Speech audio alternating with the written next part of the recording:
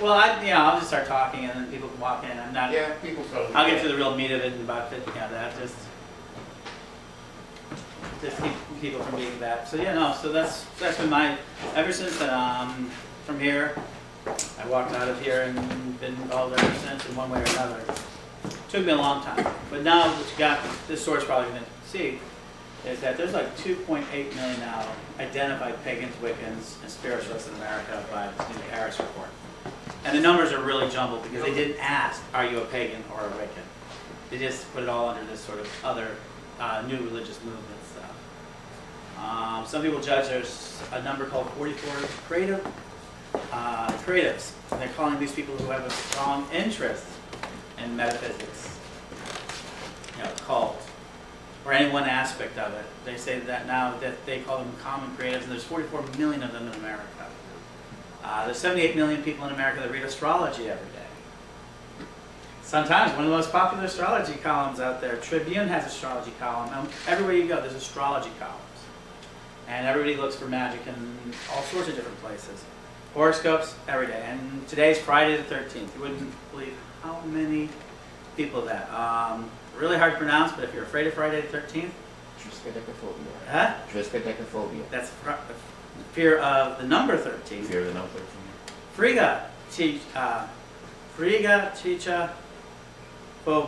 Triskaphobia is fear of Friday the 13th. Ah. So yes, you get it. Yeah. So there's an actual fear of Friday the 13th. And there's lots of reasons for Friday the 13th beliefs. People go all sorts of reasons. That 13th person at a dinner is unlucky. And Christians, it's 13th dinner guest betrayed Jesus. The biggest, most common one is the Knights Templar, which got wiped out on Friday the 13th. Their order was wiped out early 1300s. We just celebrated the 700th anniversary of their murders. And they were basically, the Knight Templars were the bankers of Europe. And the Catholic Church decided, the Pope decided they didn't like that, and wiped out a bunch of them on Friday the 13th. So that's carried forward. All sorts of different reasons. Probably just bad timing, because we're so used to working in dozens. So that 13th gets out there. Some people love Friday the 13th. This year we have 3 of them. We had last month, this month, and in November, and that happens every 11 years. Why is this important to people? Because Pythagoras said it best. The universe is numbers. The world is numbers. And one thing that people always look at in doing so is all about numbers in their lives, all about different ideas. And this Greek Discordian answer, 23. How many people see 23 every day? Man, at least a couple of times. A couple of times? Yeah, at least. 1111. Anyone see those numbers? Yeah. 1111. Okay. And these numbers may or may not actually pick up in your effect if you're receiving them. This is something that you do.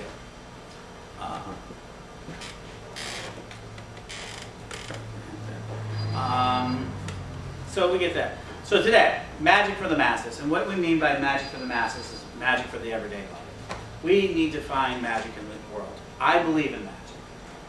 I am not a Hollywood magician. I'm not a very good stagecraft person yet. I'm working on that. But I have a profound sense of magic in my life.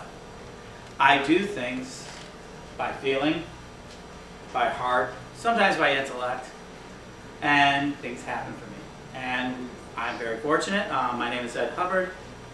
For those who want to have formal titles, I'm actually Reverend Ed Hubbard when I have to be. It's not something that I use a lot, but I can do, if you want to get married in the state of Illinois, I can do that for you. For me, I'm called a Wiccan. I'm called, I've been a magician in my life. I've been a Wiccan. I'm a whole collection of titles, if you want to know. We all are. And so that's a big part of my life, is being a whole collection. So I'm also known as Ed the Pagan, because about 10 years ago, I had to get a 10-letter email address for AOL, and I put Ed the Pagan. And that changed into a big identity for me. I'm known on the web as that. So things happen, and magic for individuals always happens at the least expected moment. You'll hear all sorts of things. People say they have angels, and that angels walk among us, flesh and blood. And they go, oh, my friend did this for me or did that. There's all sorts of personal miracles. There's all sorts of tarot card readings that people get that are perfect, or reading the right horoscope and it gets you up there. Or just walking down the street and seeing flowers suddenly in the spring. Magic's first step is perception. Can you perceive? For a long time, people would not have accepted anything that we do in society.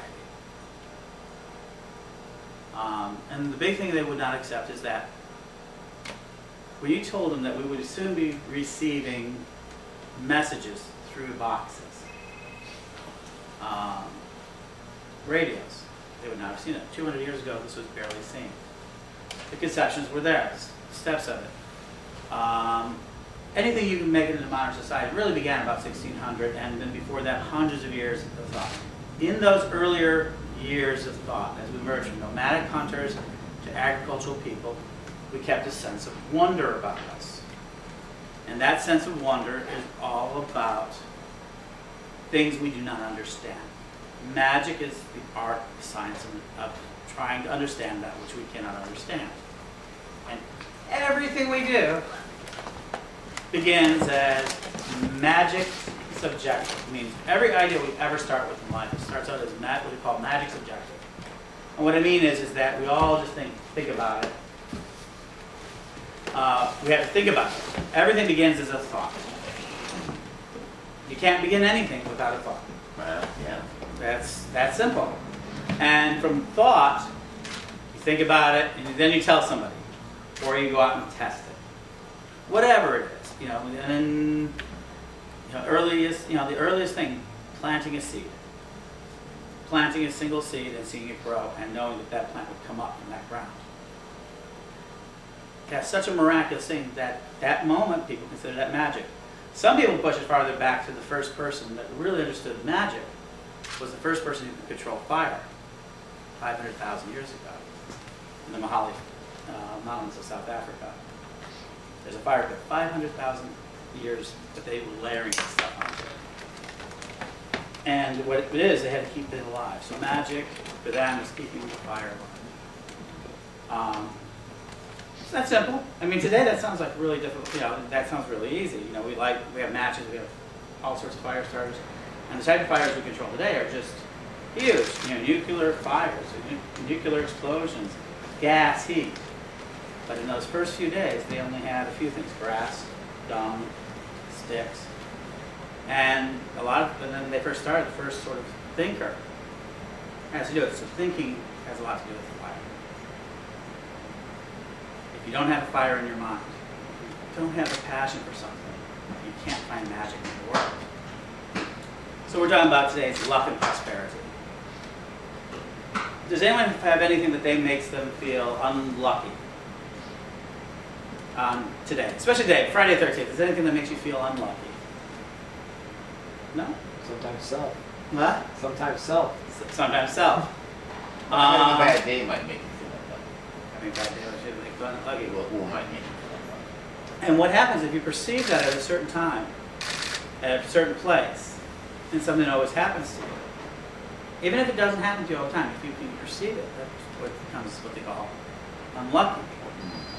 If there's a crack in the sidewalk, say that there's a 1/4 inch crack in the sidewalk, you walk past it every day, most of the time, you're going to pass it up. How you doing? So you have this 1/4 crack in the sidewalk, you walk it down every day. Most of the time, you're going to do what? Pass it up. But then you're going to kick it every once in a while. It's just there by random luck, because you don't place your feet exactly in the same space. We don't pay attention that much. You hit it. You take a tumble. Next thing you go into your work, you're feeling that. You snap off a witty comment to somebody. They take an offense to it. All of a sudden your day's gone with that. It started with a crack in the sidewalk. It doesn't happen for a while, doesn't happen for a while. Boom, you hit that sidewalk. And then you start to perceive, if you've done this enough times, you go back and already in your mind, you have to decide at that moment if this is just a coincidence, because you're not paying attention, or the minute you hit that crack, second, third, or fourth time, you have to ask yourself, what's going to happen next? And a lot of us instinctively will go back to what happened the last couple of times. And if there's any sort of negativity produced, then you're going to find yourself, oh my gosh, something bad's going to happen. And then you go into this with anticipation. Anticipation, perception, anything that goes wrong at that point becomes part of the crack in the sidewalk curse.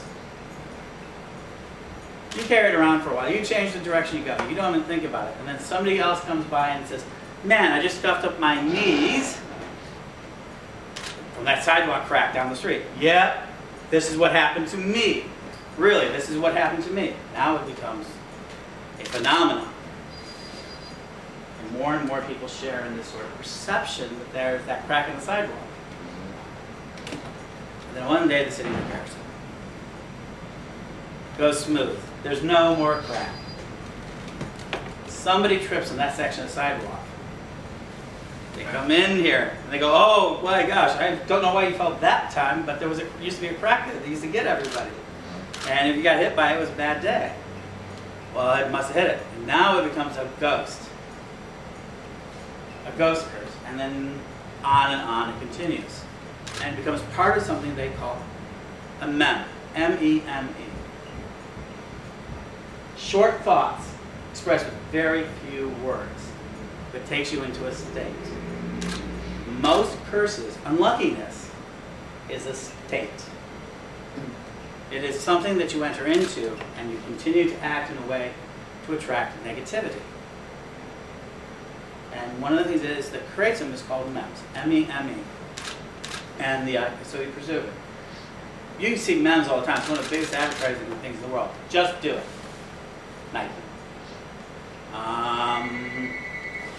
Coke or Pepsi. When you hear the word Coke, you get this sort of idea of Coke. Pepsi. There are certain foods that might get your adrenaline going. Perceptions. And so that's what a meme is, and that's what happens with that. Friday the 13th has become one of the larger memes. 13 has become this idea of what we believe is lucky and unlucky. And so if I sound like magic comes from the mind, it starts deep inside the mind. It's a matter of what you do and can believe. People didn't believe in steam engines. People didn't believe in radios. They didn't believe in all sorts of different things. And we can go on and on. We know that because we live in a time of an infinite amount of change. So, rabbit's feet. People carry them. They become lucky. They go to the casino in Las Vegas. Las Vegas is one of the most superstitious places in the world. And if a girl is standing next to you in a red dress and you win a bunch of money, your mind says, ooh, do so. The girl walks away, you suddenly lose a bunch of money. The girl in the red dress is lucky. Hey, come on over here, let me buy you some drinks. You win some more money. Great. Girl walks off, you lose money, you become convinced. The next 10 years later, your wife has to dress up in a red dress and stand next to you when you go play poker in Las Vegas. As long as you win. As long as you win. And if he gets that, the person will pay more attention. Because when you believe in a good luck charm, and you have it there, you feel comfortable to pay attention. And therefore, that person may actually play better poker because they feel secure. You may not have anything to do with that. So I keep talking away these ideas of magic, but magic is what we focus on and how things happen together. And so we get these ideas of lucky charms. Prosperity.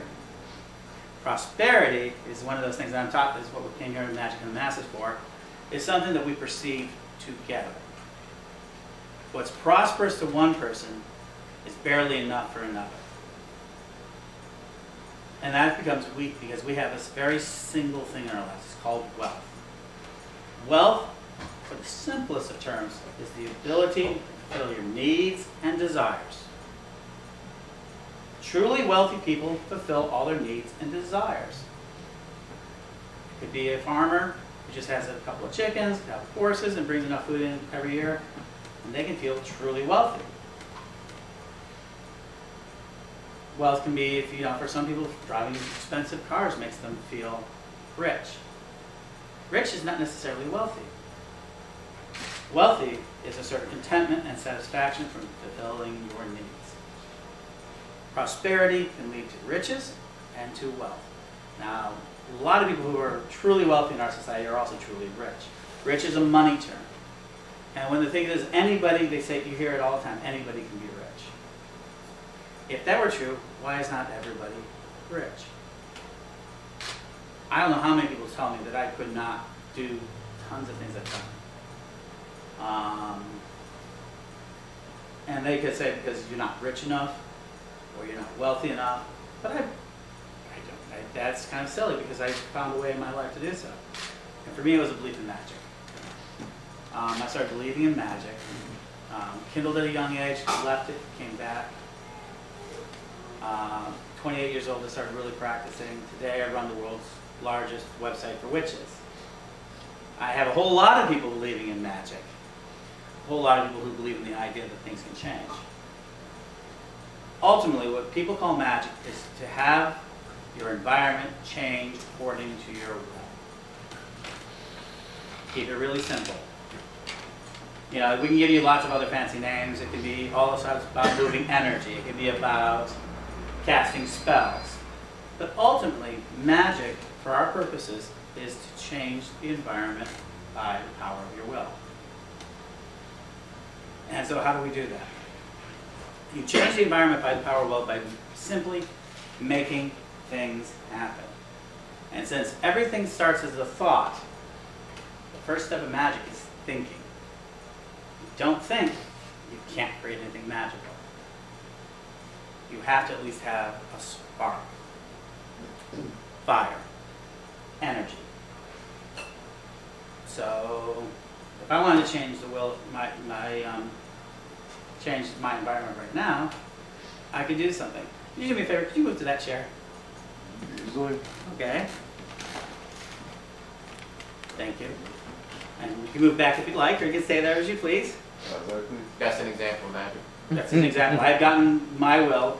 Thank you. Yes, to change the environment in which it is. Okay. Now, what I didn't change today I never put out an advance call. This is my first time coming back to Chicago in years. And so from my perception, I'm glad I had 7 people listening to my class. You know, we could always say what we wanted. Did I want a whole room of people? Probably that would have been cool. Am I glad I have what I have? Absolutely. If I would have had one person, I would have been okay. For me, the act of just teaching this class is always important to me. Now, for Lavelle, probably having more people would probably be something that he would like to see. And so next month, that's something I want to work on. Change that perception. Because next month I'm going to talk about love and loss. But today I'm talking particularly about prosperity and love. So, what do you guys do to make yourselves feel lucky? Anybody? Go ahead. Come here. Come here. And before we started the class, we were talking about your seat, your spot. And one of the most important things in a life of somebody who wants to learn to cast magic is to find their spot. Or to find their place. And finding a place means finding some area that you can feel like you're strong, you're protected, or whatever it is that makes you feel like you can relax your mind. Because all day long, your mind is in the grip of energies that you can barely perceive. There are people out there today that want to take over your mind enough so that they can have something called mind share. Advertisers say, we want part of your mind. They want to put an impression into your mind to buy a product, or to commit an act, or do a service. The most common people who do this is, of course, every 2 years actually, we have elections. And you have all these people yelling at you to get you to make a decision towards voting for them. Coke, we all know they want you to drink more Coke. Pepsi wants you to drink more Pepsi. 7-Up wants you to drink theirs. And, yeah, come on. And you have all sorts of people who also then want you to drink water. And then all different types of water. You know, there's life water, you know, there's also. People spent millions of dollars trying to convince you this. Then you have television shows, all fighting for your attention. On top of that, you have noise, running back and forth. You have cars, people, telephones. And increasingly, we carry our telephones with us. buses, cars. In here, if you look around, there's thousands of things to try to get your attention. Everybody's fighting for your mind. First rule of magician is know thyself. Because there are people who want you to act in a way that's like everybody else. They want you to use your credit card to go out and spend large amounts of money. And if you don't have the right credit card, you're going to be envisioning, and it gets you to visualize that barbarians are going to come through your door. I was with somebody who says, boy, I'm glad I have a Capital One. And they said, I'm glad I have a Capital One. He goes, why? I said, so those barbarians don't come and rob me. It had gotten to his mind that much that, that he was using his Capital One and kept making a joke about barbarians. Now, if you don't know what I'm talking about, good for you. You're not watching enough television, but good. But I think everybody seemed kind of light up there. And that's one of the ways they're trying to battle for your mind. Magic is about taking back control of your mind and using it for yourself. And the question that you have is perception. And everywhere you go into life, so the first thing you have to do is know thyself. And that's really, I'm going to tell you, it's really, really hard. And it's really, really simple. The question is before you do an action, you ask yourself, why? What does this have to do with prosperity? Prosperity comes from using surpluses. Where did the first surplus ever come from? Somewhere, about 10 million years ago, probably in Turkey, where they're trying to put it now. A person, probably a woman, planted a seed, watched over it, and got food from it. And this was the first time we were able to then say, wow, we have a surplus of food from where we were before, versus going out and hunting it and gathering it. Agriculture. Agriculture began to create the first surplus food so that me and you both wouldn't have to go hunting and gathering. You, if you were good at making arrows, could finally relax because I can grow enough food to feed both of us. You make better arrows, we get better meat. And with that became all of sort of an ideology of miracles. Growth. I mean, come on, that's kind of interesting, kind of hard to believe. It's like, you're standing around there and says, I'm growing my own food. And imagine that nobody understood you. That absolutely no one understood you, or only a few people understood you. And you started doing it, and then all of a sudden you started to grow food, and you are putting on a pound or two. That was not the easiest thing in the world. It is today. Today we fight against it, but back then it wasn't. And all of a sudden you had this extra food. More children, more people doing tasks, teaching it on, prosperity. Then, of course, you have the formation of bandits. Bandits to government, they're the same thing. They take a portion of everything to protect you from the outside. First idea of the tribe. Who will protect you? Well, you grow that. Who we're protecting you from? Well, first us, and then everybody else. And our society, as we know it, grew out of that. In that process, there are all sorts of unexplainable things. Magicians were the first, magicians were the first people to test ideas. And for this, if they were successful, they usually got rewarded for it. And if they were wrong, they were usually killed. It's a very great process. You were right, and you can convince people you were right. As a thinker, you survived. And if you didn't, you died. Why? Because everybody trusted you, because you were speaking for God. Early magicians were speaking for the gods. So we had that. And when they got it right, there was more prosperity. So they learned to observe things. You observe it. And when you observe things, you spend and find perceptions.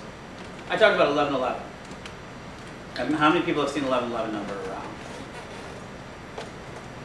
You did. You did. Do you know where that comes from? Actually, the 1111 number system is fairly recent in history. It comes from something called the harmonic convergence. 8/16/17, 1988. Prior to that, it was a little bit of discussion, and you find books with it. It was in some angel books. It's pretty obscure before that. The idea that this matching numbers, 11 master builder number, 11 another master builder number, bring them together as a double master building. It is supposed to be the way the world changes, is when these numbers show up. We're going to bring the harmonic convergence to the highest level. Our DNA is going to alter. We're going to have new threads of DNA. And everybody said this on this sort of harmonic convergence. And when the harmonic convergence happened, it changed the way people did little rituals and dancing. And it kind of raised the energy and changed the world.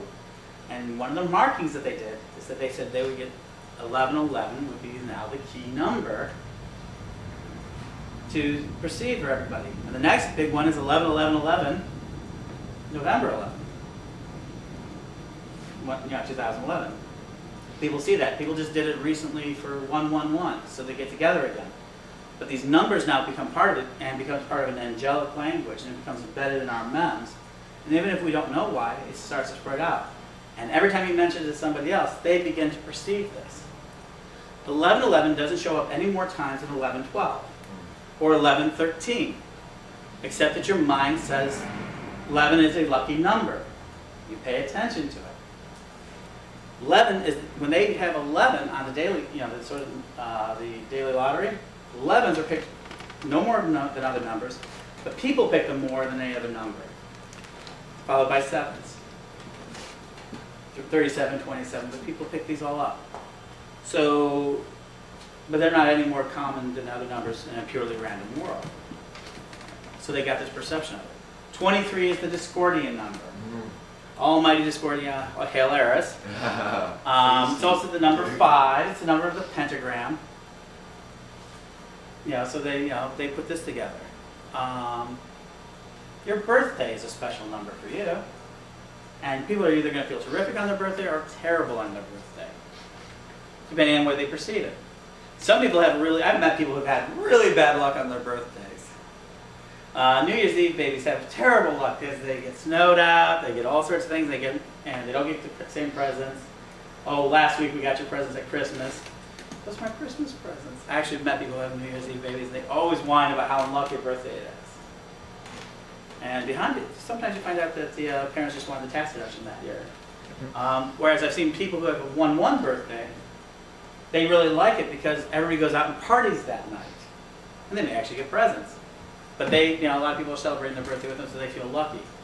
12/31, I've seen people that feel very unlucky, and 1/1 feel very lucky. So we find these numbers. Do you guys, any of you, have any lucky numbers of your own? Go ahead. 5. 5? And do you know why? No. Well, that's a number of stability. The idea of anything that's got 5 is stability. So in sort of this idea, so when you see the number 5, you feel lucky. And how often does things happen around that you feel that are lucky to happen around 5? I don't know about that, but it appears in like my driver's license and my social security number and my credit card number, and so I just, if I have something that doesn't have a 5 in it, it makes me nervous. See? Yeah. Okay. What? 3s and 6s. 3s and 6s. Okay. Well, 3 is half of 6, so in what way do they show up? Do they feel for you? Well, when I'm with 3 people, usually good things happen. Or if I'm in a group of 6. And right now, on the table, you're in a group of 6. Right now. 1, 2, 3, 4, 5, 6. Huh? Oh, he's gone.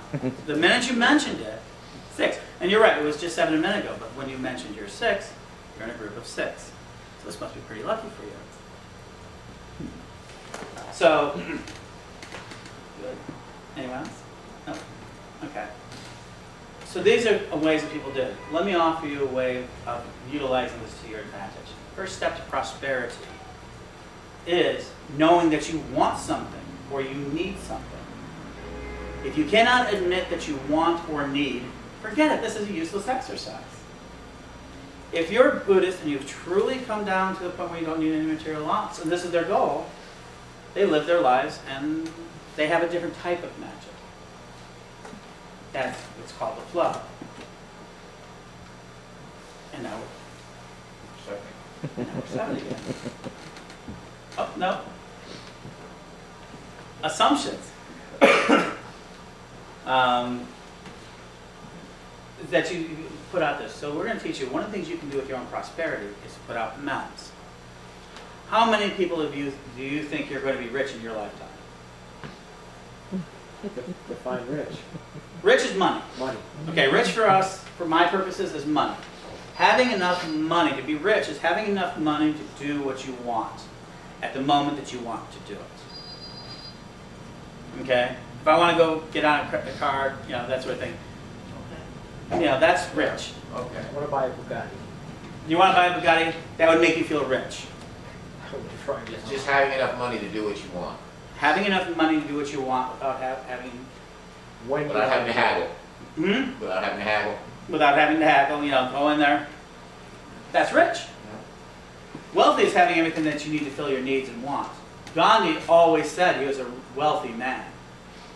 And people would ask him where his richness is, and the richness is in my heart and in my relationships. Most people pursue richness in lieu of wealth. I want to be rich, but I also want to be wealthy.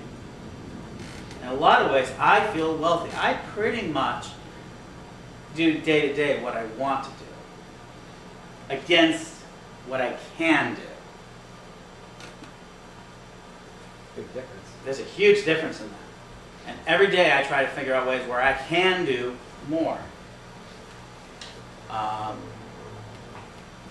Can I teach a class at the Occult Bookstore? This was an idea about a month ago. And I typed an email. Thought to action and permission. And I got permission, I'm here today. That action for me. That action for me was one that's fulfillment. And now what I want to do is go from this to next month, having more people, talk about love and lust, that's one of my favorites, onward. So basically, for me, back to things. Charge a nominal fee, not really worried about that. Just want to get my chops going, get my teaching chops going, get myself energetic, getting people back to learning these sort of things. Here's what you can do. It is never wrong to talk about money. If you've got a boss and you want a raise, the number one thing people stop to do is not to ask.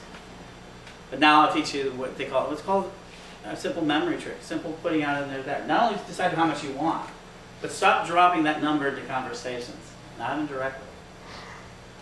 If you're making, let's just say $9 an hour, and you want to go to 11, right? You start mentioning 2 weeks ahead of time, wow, there's 11 staples in this booklet.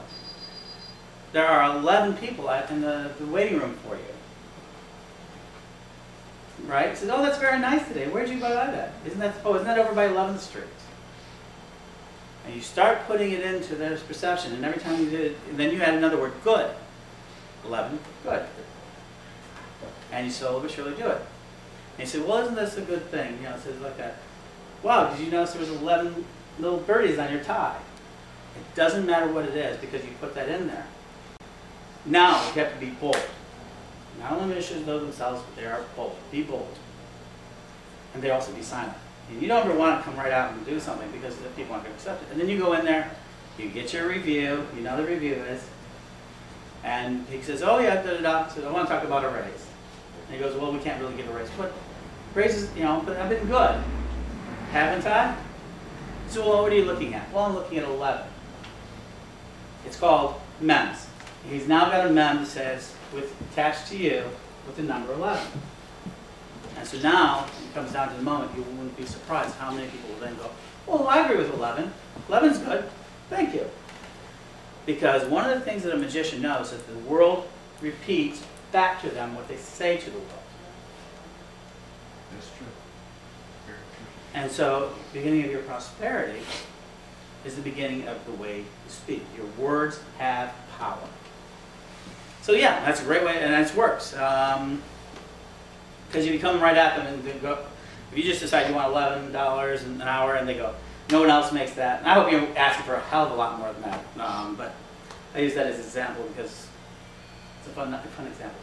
It's like almost you're building association with that person. You're predestining yourself in that person.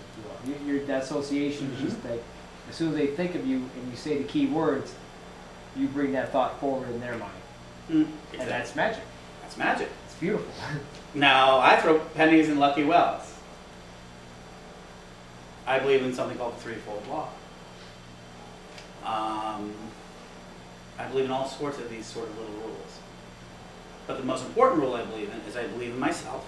I know myself and I believe in myself. I believe in what I can do. I'm also not so silly to think that I can do anything. Certainly, I'm not a very good basketball player. I've tried. I'm not very good at it. But if I decided I wanted to be good at it, I could be good at it, whatever that is. And at any time, I can change my mind. Again, I talk about all sorts of labels. Lately, I've become a cupcake maker. Me and Marianne have become cupcake makers. And people are telling us that we should take our passion. People have said, you should do this all the time. And we're even thinking about it. But we did cupcakes just for the fun of it. We made what was gruesomely awful red velvet cupcakes. Cream cheese, butter, oil, 1,600 calories of one of these things. Did you bring enough for everybody? Yeah. We did not bring any this time. No, That next time sounds we will. Next time we'll bring cupcakes. And we brought because everybody loved those cupcakes. And we've been then doing more. And so people are saying how good our cupcakes are. It makes us perceive them. We try harder. And we bring out some more cupcakes that everybody seems to love. It's hard not to love cupcakes. Now in this world of where we go, there's a sort of meme out there that we make good cupcakes. How many people have gone to a communion that had two comedians? They do the exact same jokes. One's funny, one's not. One's famous, one's not. There's association. So if we become good enough with cupcakes, we might turn into Ace of Cakes, Duff Cakes, who now get $3,000 for a cake they used to get $500 for, that they used to get $150 for. Yes, I've been asked. I've gone to that website because I thought it would be prosperous to have a big cake from them. $3,000, $100 down before he even talks to you. When you go in for the tasting, he wants $1,000 down and 2 years waiting list. And you may not have more from the cake. But it doesn't matter, it's a duff cake. We have to have it. And if you have a duff cake in your party, you've made it. Perception of it. Is any of that true? Could not a local baker do a better job? Is there not local bakers who do better jobs all the time? What makes a duff cake better than an exceptional cake from a baker that may cost 1/10 of that? Association. Association. Duff cake, you have to be rich to afford it. This other one, you just have to be well enough to buy it, so it doesn't have the same sort of prestige. People put items to prestige all the time. Cheapest jewelry in the world, haunted jewelry. Gets the highest amounts on eBay.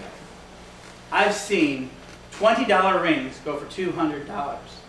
I've seen $40 pocket watches go for $4,000 because these people write a story about how it is haunted. Now, do I believe that those items are haunted? I believe there are a few items that are haunted. But somebody who lists haunted items every week by going to estate sales must know the Ghostbusters. Truly gifted. Needful things. Needful things. Not that I don't believe there are haunted items. Because the minute these people get those rings, they just put, when you spend $200 on a $20 ring, and everybody goes, why did you spend that money? Well, it's haunted. And at that moment, their perception changes. And anything that happens around them that's a little bit spooky, they'll jump at it. Try it for somebody. And one of the biggest things you can do to people that says, you know, don't trip, they trip.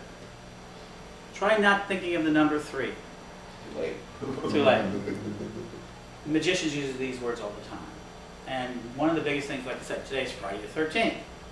I put on it, but there are a lot of associations with Friday the 13th that have continued that. Friday the 13th is Freddy Krueger's night.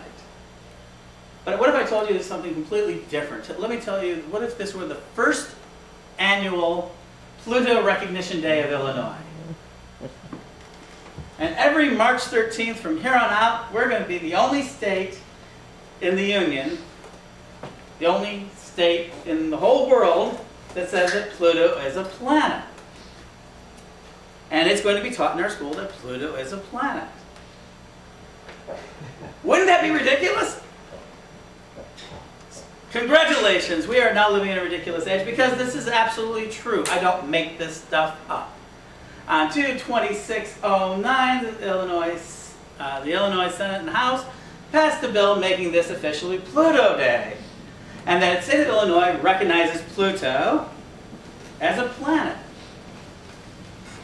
Now, it's an interesting planet. I mean, for a long time it was that. Because they think that these scientists have gotten it wrong. And because it is a planet, it's because the discoverers in Streator, Illinois, was born there, raised. And so this is why we have to have it. Because otherwise they're just lowering his recognition. Why did they pick Friday the 13th to be the first one? I don't know. But does that change the day? Because they have said it, does that make Pluto a planet? Well, A lot of people No. find yes, and no. I know.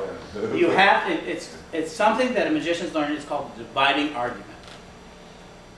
So we've talked a little bit about memes, how these thoughts get into your mind. One of the ways that a mem gets into your mind, that you start to believe one way or another, some lucky or it's unlucky, is called the dividing argument. Illinois took a dividing argument and decided that Pluto is important, that it's a planet. And if they teach our kids in school that it's a planet, then we're going to believe in Illinois, we're going to accept it as a planet. And anyone from Illinois will be able to say, oh, in the future, it'll be a planet. Other states might join us. There might be a general Pluto rebellion. Wouldn't that be an interesting thing? It is. It would. Right? Right there, the evolution and creation. But it's that moment. And somebody else might try this in another state. Let's say Indiana decides, well, we aren't going to do this. We're going to join Illinois in this. And they begin to vote for it. A dividing argument. Whenever you're faced with sort of a prosperity choice, or any sort of money choice, or any sort of choice in your life, you come sometimes to a dividing argument. Controlling dividing arguments on your behalf is how you start to build prosperity. What do I mean? Well, if I were a little faster on my feet, I'd have t-shirts today that says, I'm from Chicago and Pluto is a planet. I'd sell some of those. And I'd have a little bit more money and I'd have a good chuckle. So, just out of curiosity, how many people here do feel Pluto is a planet? Okay, Mary, yeah, she's that's okay. And that's because you were taught that in school. That's what I was taught in school. And I like it too. I prefer to be a planet myself. And so these scientists have this sort of perception problem. They tried it, now they're going to get backlash, and we're going to have years from now, decades from now. But what does it do for Pluto? Not only does it divide the argument, but for astrologers, this was a catastrophic event. And not being able to include Pluto in their astrology charts as a planet, because people are going to question it, changes the way that they read it. Aquarius, I think, what astrology signs combined to it? Do you know? Is it Aquarius? For Pluto? Yeah. Scorpios, what they gave Pluto to. So they just try to tell all Scorpios that their planet no longer matters. Damn it. Back to Mars. Back to Mars. But that's a perception change. If people don't accept Pluto as a planet, then it goes back to Mars. And Uranus, if that's, because Uranus, Aquarius used to be Saturn to Uranus. These things change over time, perceptions. So if you want to get in control of the dividing question, how do you get a hold of the dividing question? What a dividing question does is a decision at a time and a moment that something has to happen. You have to make a decision. A good example is, do I still sit here and listen to this guy rant and rave? For that sort of thing. Or do I go out and do something else? Do I go out, what do I do after this? Do I go home or do I go to a bar? Do we, all sorts of these choices that you make. And when you start to control those dividing choices, especially other people's dividing choices to you, then you get to change things. If you're a politician, it's called a vote. If you are a celebrity, it's getting people to pay attention to you and buy your record, or your TV show, or your cassette over somebody else's. If it is a job, do you get that promotion or somebody else? The earlier you can see the dividing question, the earlier you can start placing thoughts out there that you want it. Because the first thing about magic is it's a fire in the mind. And that fire in the mind is conveyed by thought. And thought becomes words. Hopefully soon telepathy will become telepathy. At least that's my hope. But right now we have to use words to convey it. And we're getting better. We're becoming better because we're starting to use more and more visuals. We are having a visual language. But that's important, but not the thing. So we start speaking our mind. And then if you get other people to hear you, and agree with you, and act in conjunction with you, you can change anything. I love Derek Brown. He's a mentalist who gets people to hand them their wallets all the time. He just goes up to them, talks to them for a few minutes, and says, hand me your wallet. And the people hand the wallet and says, walk off. And people do it. I haven't got that level of skill. I haven't even tried to, but I love watching him do it. And you have to ask yourself, is he really doing it or a stage trick? You know, when you see it on TV. So what happens? When he comes to town, we have to see a show. You have to see it close up. And so this is a way that you reaffirm yourself. And eventually you find out that he really does do it. And that he can only do it to a very small percentage of society, but he does do it because certain people are just programmed to just act. One of the things a magician does, prosperity does, is that you get people to act on your behalf. We already talked about planting a number before a boss, get them comfortable. The biggest power to a personal magician is how you speak of yourself. How many people here say that they're wonderful? You can't, it's okay to say you're wonderful. You're all wonderful. We're all unique. And everybody here should say that they're wonderful. Say you're wonderful. I'm wonderful. I'm wonderful. Good. How many times a day do you go and say something like, oh, I can't believe I just did that. That was so stupid. More times than I'm wonderful. Okay, that's easy. The negative is easy. The positive is hard. Part of it's because you've been programmed to take the negative with you all day. After all, how can we make it through our day not having a headache unless we have Advil on our desk? How could we possibly get through the day without anything? And then, damn, Miller time afterward is great. That's going to make me feel so much better no matter how bad the day is. There's a sort of battle to make things feel negative in the world towards positive. I have no doubt in the mind that our economy is going to survive. Anyone else feel differently? It's okay, you can. I also believe that Obama is playing the trickster right now. He's been saying how bad it is, how bad it is. And today he said, times are never as good as we think they are, or never as bad as they at first appear. The economy wasn't as good as it was 2 years ago, but it's not as bad as everybody thinks it is right now. He's programming the country. He's programming everybody to say, oh, okay, start spending again. It's not that bad. Regardless of what the truth is, and I'm not enough of an economist to tell you that.